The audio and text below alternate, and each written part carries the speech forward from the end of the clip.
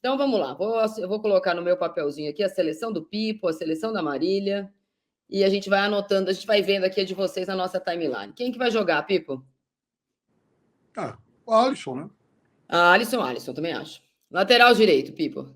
É a defesa do Flamengo mais o Marquinhos. O Wesley, Acho que vai Léo Wesley? Ortiz, Eu acho que vai de Marquinhos e Wanderson. Você Alexandre. viu o Wanderson jogar? Você acha que vai de Wesley? Vamos ver. Eu acho que vai Wanderson, vai.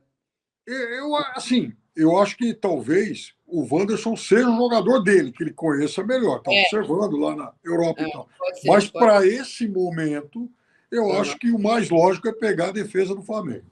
Eu tenho até medo que ele ponha o Danilo. Vai, Pipo, e depois? Depois vai depender Ortiz muito. E quem? Danilo, Léo Ortiz e Danilo, você acha? Eu acho que não. Acho que ele vai de Marquinhos. Não, eu acho que Léo Ortiz e Marquinhos. Léo Ortiz e Marquinhos também. Léo Ortiz e Marquinhos. Depois. Alexandre. E aí no meio? Aí eu acho que é Casimiro. É o Casimiro. Então, vai depender da condição física do Gerson, mas, embora ele conheça, né, esteja mais próximo do Bruno Guimarães, acompanhando e tal. Eu acho que do jeito que ele falou do Andreas Pereira ontem e disse que sentia a falta do André, eu acho que ele vai de Andreas Pereira, Pipo. Eu acho que pode ser o seguinte. O Ederson, se jogar no final de semana, né, vai ser um cara que, desses todos, se ele entrar no jogo, tem final de Champions, né, no sábado.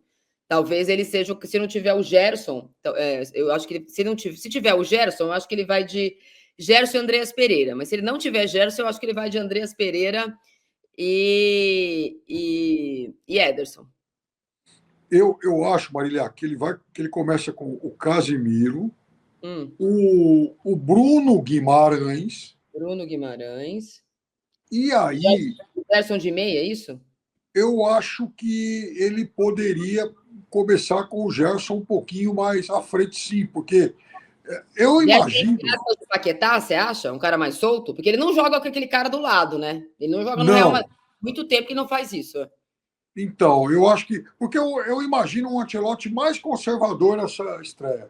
Por isso eu acho que ele começa com o Casimiro, o Bruno Guimarães, o Gerson, se não tiver condições, o Andréas Pereira. Boa. E na frente, Pipo? Na frente eu acho que ele vai ter o Rafinha, o Vinícius e dessa turma. Matheus Cunha, eu acho.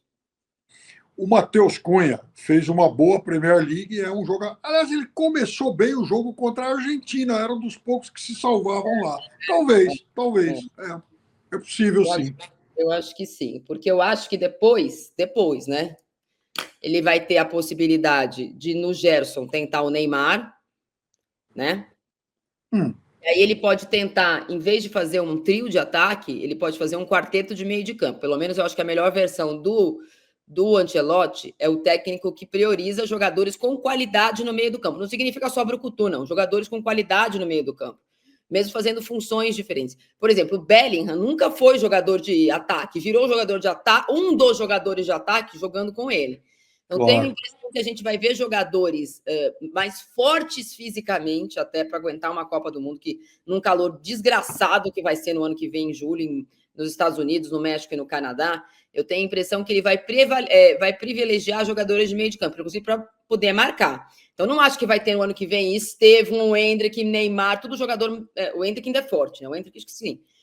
Na frente. Então, acho que ele vai tentar uma dupla de ataque, talvez Rafinha e Matheus Cunha, ou Rafinha e Pedro, Rafinha e alguém, se o Rafinha mantiver essa boa fase que ele está no Barcelona, e talvez a gente veja mais jogadores de meio de campo. Ele tire um atacante para colocar mais um no meio, talvez o Neymar, se o Neymar... Aliás, o Neymar ontem, cada declaração interessante no React, você viu, Pipo? Ele queria ser jogador de NBA, que lá eles não enchem o saco, ele falou. Jogadores da NBA vivem a vida. Porque eu fico imaginando que triste que é a vida do Neymar. Ele quase não vive a vida, ele só joga futebol. E aí eu acho que ele vai com mais um no meio. O que você acha, Pipo? Bom, aí a gente tem que olhar muito para aquilo que foi o histórico do Ancelotti. O histórico do Ancelotti, nem sempre, claro, foi o que aconteceu agora no Real Madrid. Né? No Real Madrid, primeiro que ele perde o Kroos e ganha o Mbappé. Então, o normal, né? Talvez o mais convencional e até o preferido, enfim, na cabeça dele, fosse ter um outro jogador de meio campo de altíssimo nível, como era o Kroos. Esse cara ele não tinha mais. E aí ele ganha o Mbappé. Bom, é óbvio que ele não vai deixar o Mbappé fora, né? Enfim. Então, foi uma versão um pouco diferente, prejudicada demais, pelo excesso de contusões de jogadores do sistema defensivo. Então, foi uma versão um pouco diferente. Agora, o Ancelotti também já jogou com times mais reativos, times de transição, como era aquele, né, o Milan de transição de 2003, 2007, com a melhor versão do Kaká, mas o Brasil também não tem esse articulador de contra-ataque, esse cara de transição como era o Kaká, que não era um jogador de uma única faixa de campo, né? Era um jogador de intensa movimentação, arrancadas, inteligente, tal. Então, esse cara ele não tem. Então, eu acho que ele vai partir de uma formação um pouco mais cautelosa em relação à ocupação de espaço no meio-campo, para daí saber se ele vai, de fato, poder jogar com os 3 caras à frente, até porque a safra de atacantes é muito melhor do que a safra de jogadores de criação. É verdade. Ó, eu pedi para vocês mandarem o que vocês acham que vai ser a primeira selecione. Acho que a Globo vai ter que mudar a musiquinha, né? Não dá mais para ser ainda mais que ele falou que ele gosta do Brasil, tá? Mas a gente tem que fazer um agradinho para ele. Ó, Miguel Costa, ó, essa seleção não tem um camisa 10. Acho que tem, acho que o Gerson pode ser camisa 10. Acho que não é só uma camisa 8.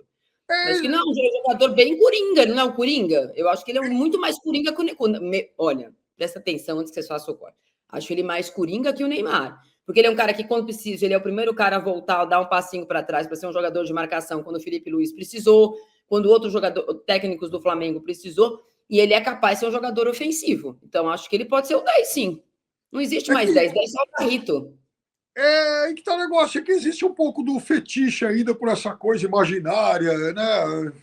Do 10 clássico e tal. Veja, por exemplo, um De Bruyne, um Kroos que eu acabei de citar, eles eram 8, eles eram 10, eles eram um monte de coisa, porque a gente está falando do jogador de meio campo, que cumpre várias funções, mas, claro, a cabeça pensante, até um jogador mais refinado, mas ele não é necessariamente aquele clássico camisa 10 de outros tempos. Isso mudou muito. Olha só, eu não estou vendo seleção nenhuma aqui, estou vendo você já só cornetando o professor Ancelotti ou o nosso Carlinhos Carleto. Ô Pipo, depois você vai, o Piperno, nosso especialista em Itália, né? Nosso especialista em Itália. Aliás, hoje teve encontro lá do... 2 semanas quase de seleção brasileira aqui. Pipo eu vou passar uma lição de casa para o Pipo. O Pipo vai trazer tudo sobre de onde é o Ancelotti, onde o Ancelotti jogou. Ele foi muito bom jogador. Ele era o quê, Piperno, Ancelotti? Volante. Juro por Deus, cara. O universo está conspirando, Piperno. Há sinais. Há sinais, Piperno. Tudo sobre... Porque o Piperno já tinha anos... Mas eu vou... Então, agora a senhora vai cair do cavalo. Sabe por quê? Professor Guardiola. Hoje é dia de tricolor. Daqui a pouco eu vou buscar o Muricy. Fala. Professor Guardiola, que a senhora não gosta muito, que a senhora acha, digamos, anárquico demais e tal, ele era o quê? Então, sabe o que é isso? Um rebelde. Ele é um rebelde. Então. O ano em que ele escalou 4 zagueiros, ele ganhou tudo. Aí esse ano ele quis não escalar. Ele perdeu o volante dele, Pipo, e não ganhou nada. O que aconteceu com o Manchester City esse ano? Truco para você. Quem não jogou esse ano? Ele já ganhou quase tudo. Olha o Manchester City. Machucou o Grealish, machucou o Haaland. Quem que machucou, Piperno? Machucou, por exemplo, De Bruyne, que é o Rodri. Tem o De Bruyne ganhou a Champions League. Quem que se machucou nesta temporadazinha? Ué, e o professor... O Rodri. Mas também o De Bruyne. Mas também o De Bruyne. O Rodri é o quê, Pipo? Volante.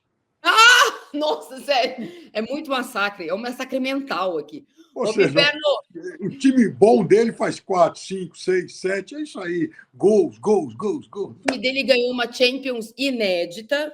Por quanto, Piperno? 1-0 contra a nossa Inter de Milão. Tomando bola na trave. 1-0, 1-0.